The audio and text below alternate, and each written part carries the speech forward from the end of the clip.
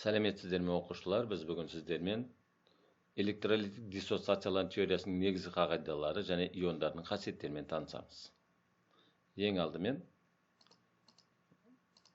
осы электролиттік диссоциациялану теориясына еңбегі сіңген ғалымдармен танысып шықсақ. Ең бірінші демек, бұл жерде Аррheniustан бастайтын болсақ, электролиттік диссоциациялану теориясының негізін қалаған ғалым бұл Аррhenius. Швед ғалымы Аррhenius. Демек 1887 жылы осы диссоциациялану теориясының негізін салған ғалым.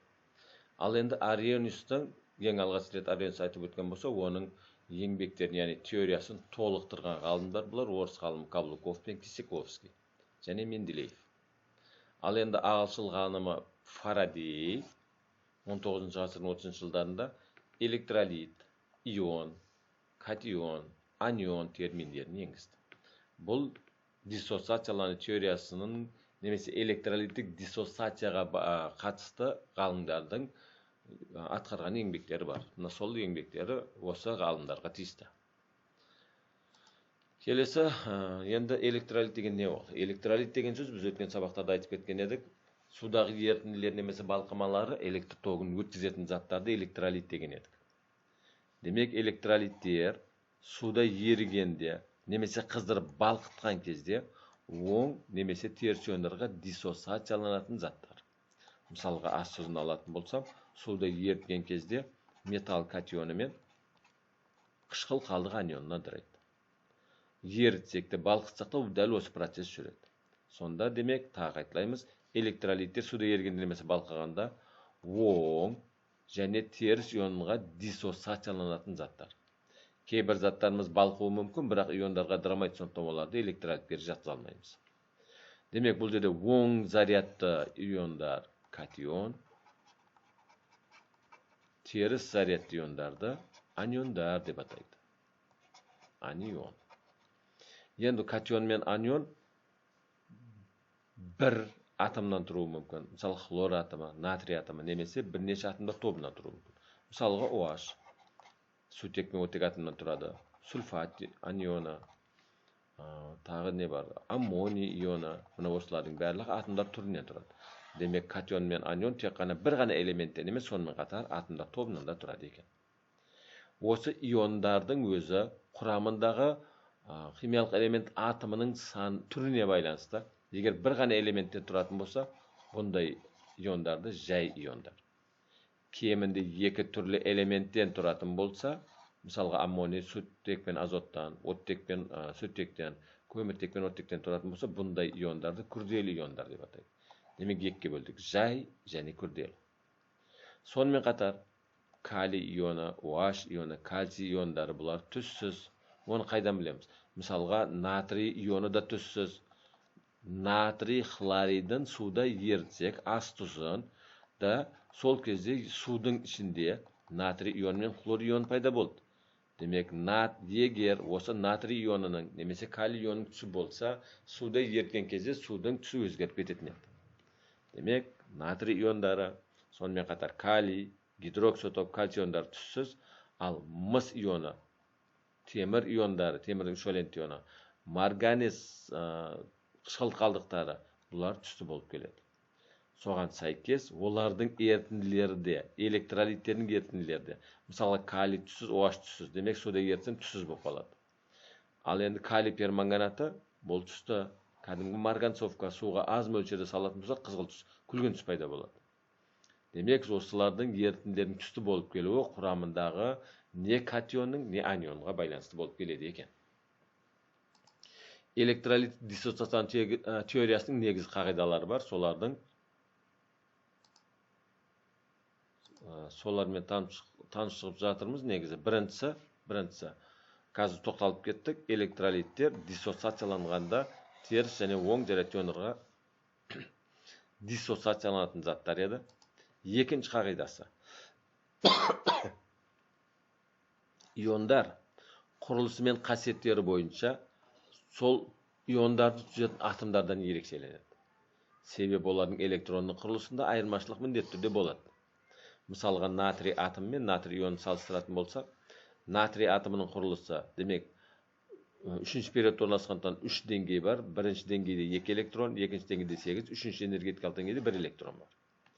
Натрий ионында бір электронды беріп жіберіп, сыртқы электронды беріп жібергендіктен оларда атом құрылысы 2 қабаттан тұрады, 2-8. Бұл неонның атом құрылысына өтті. Енді натрий атомында сыртқы электрон болғандықтан ол оңай береді.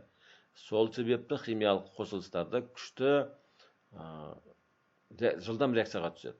Ауада оңай тотығады. Сонымен қатар сумен әрекеттеседі. Ал натрий ионында сыртқы энергетикалық деңгейіне электрон беріп болған, енді 8 электрон бермейді. Ол тек қана қосып алуы мүмкін. Электрон бермейді, сондықтан ол тотықпайды және сумен әрекеттеспейді. Хлор атомы мен хлор ионы дәл осындай. Сыртқы энергетикалық деңгейде 7 электрон бар, мына жерде 8 электрон, 1 электрон жетпей жатыр. Сыртқы қабатына электрон толтыру үшін сол 1 электрон қосып алып хлор ионына айналды. Демек, хлор атомы немесе хлор молекуласы сыртқы қабатында 1 электрон жетпей жатқандықтан сол электронды қосып алып тотықтырғыш қасиет көрсетеді. Демек, хлор атомдар электрондарды белсенді түрде қосып алады, хлор молекулаларын түзеді. Хлор сары жасыл түсті газ, өте улы, тұншықтырғыш, иісі өте белсенді. Ал хлор ионы Хлор ионы электрон қосып алды, сондықтан енді электрон қосып ала алмайды, толды деңгейі. Сол себепті оның түсі түссіз екен, улы емес, сумен әрекеттеспейді.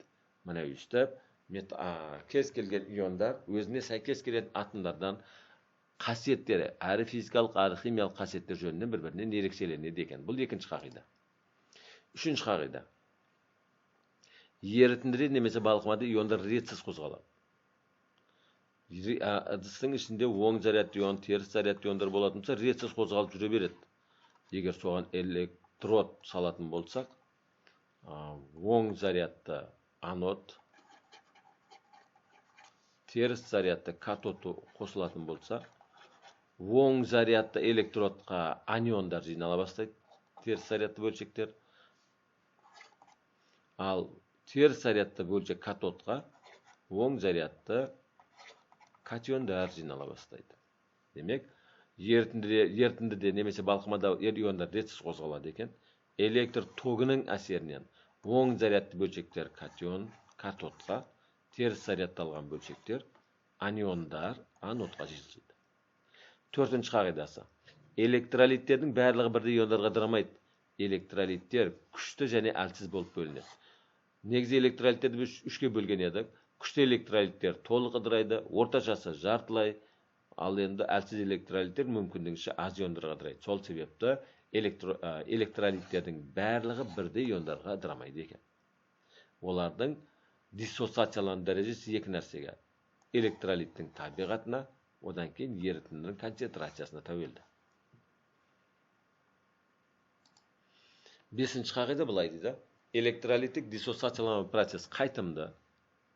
Сол себепті иондарға ыдыратқан кезде қайтымдық белгісі қойылады. Мысалға, H хлорды иондарға ыдырататын болсақ, қайтымды белгісін қоямыз. Себебі сутек катион мен хлор анион түзілетін болса, олар қайтадан бір-бірімен қосылып, хлор сутекті, немесе сутек катионы мен нитрит ионы бір-бірімен қосылып, қайтадан азотты қышқылын түзеді. Сол себепті, демек, бір уақыттар, оң бақтар, теріс бақтар реакция жүретін болғандықтан қайтымдылық белгісі қойылады. Алтыншысы, электролит ерітінділерінің химиялық қасиеттері олар түзетін иондардың қасиетіне байланысты болып келеді.